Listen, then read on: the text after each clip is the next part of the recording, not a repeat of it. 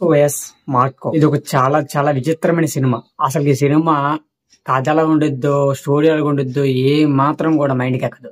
ఈ మూవీ చూస్తున్నాను సేపు, అది కూడా లాస్ట్ 40 minutes ఏదైతే ఉందో టైము మూవీ అయిపోద్ది అనుకున్నప్పుడు, ఆ 40 minutes అయితే అసలు ఈ మూవీ ఎందుకు చూస్తున్నాము అసలు ఏం అర్థం కాదు. అసలు ఈ మూవీ అవసరమా, చూడాలా అనే థాట్ అయితే మనకైతే వచ్చింది. మూవీ చూసినట్టుగా అలాగే అర్థమైపోయింది. మూవీ చూడకపోవడం కోసం అయితే ఈ వీడియో మాత్రం తీసాను. ఇలాగే సిమిలర్ గా అయితే మాత్రం కిల్ మూవీ అయితే రావడం అయితే జరిగింది. కిల్ మూవీ ఓకే బాగానే ఉంది, కానీ ఇదైతే మాత్రం మార్క్ ఏదైతే ఉందో బాగోదు.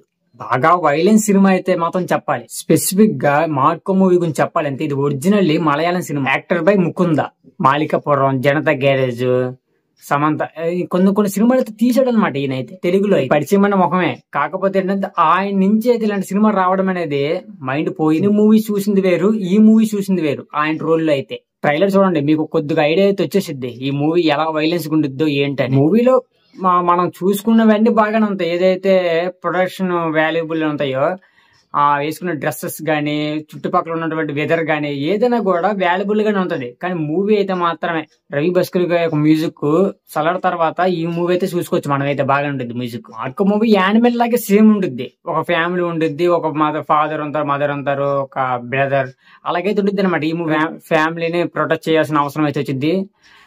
దానికి సంబంధించినట్టుగా ఒక ఆయన తీసుకొని ఈ మూవీని నడిపించుకుంటూ వెళ్తాడనమాట. సేమ్ కొద్దిగా యానిమల్ సినిమా లాగే మనకైతే ఉంటుంది. ఫస్ట్ హాఫ్ లో చాలా వైలెన్స్ ఉంటుంది, కానీ కొద్దిగా చూడడానికి అనువుగా అయితే మాత్రం ఉంటుంది అనమాట.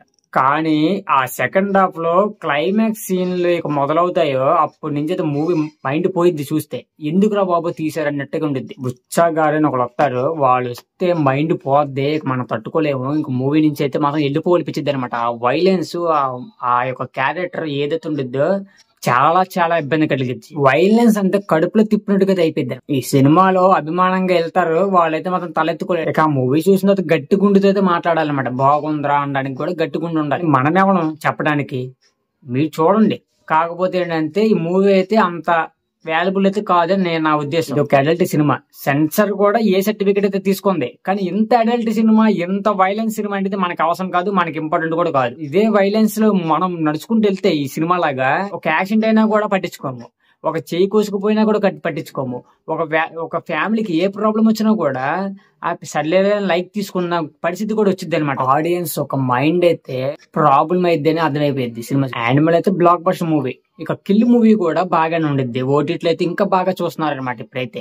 ఈ సినిమా అయితే మాత్రం బాగుందనొచ్చు, గానీ ఇంత వైలెన్స్ సినిమా అయితే మాత్రం మనకు అనవసరం అని చెప్పి మొత్తం ఎందుకు గానీ ఫస్ట్ హాఫ్ లో అయితే మాత్రం బాగుండిద్ది. సెకండ్ హాఫ్ లో అయితే మాత్రం మనకైతే మైండ్ అయితే పోయిద్ది. నీదంతా నాకు ఎందుకురా బాబు అనుకుని, నీ రివ్యూ నాకు ఎందుకురా అని ఎవడైతే చూస్తాడో థియేటర్కి వెళ్ళి, వాళ్ళకైతే మాత్రం గుండెలు గట్టిగా పట్టుకుని అయితే మాత్రం మూవీ అయితే చూడండి. ఇక సినిమా అయిపోయిన తర్వాత వాళ్ళకైతే మాత్రం తెలిసిపోయింది అనమాట. నా రివ్యూ అయితే మాత్రం ఏ రకంగా ఆయనకి టచ్ అవుతుంది కొద్దిగా. కాకపోతే నా సొల్యూషన్ ఏంటంటే ఫ్యామిలీతో వెళ్ళినప్పుడు మాత్రం కొద్దిగా ఆలోచించుకుని వెళ్ళండి మూవీ. కొద్దిగా ఆలోచించుకుని వెళ్ళండి మూవీకి. ఇది కూడా కొద్దిగా ప్రమోషన్ అయితే అయింది అనమాట ట్విట్టర్ లో, ఇన్స్టాగ్రామ్ లో. ఓకే, ఈ రివ్యూ అయితే ఇక్కడ ఆపేస్తున్నాను. ఈ వీడియో లైక్ చేయండి, షేర్ చేయండి, సబ్స్క్రైబ్ చేసుకుని బెల్ ఐకాన్ ఆన్ పెట్టుకుని నెక్స్ట్ వీడియో కలుద్దాం. ఓకే.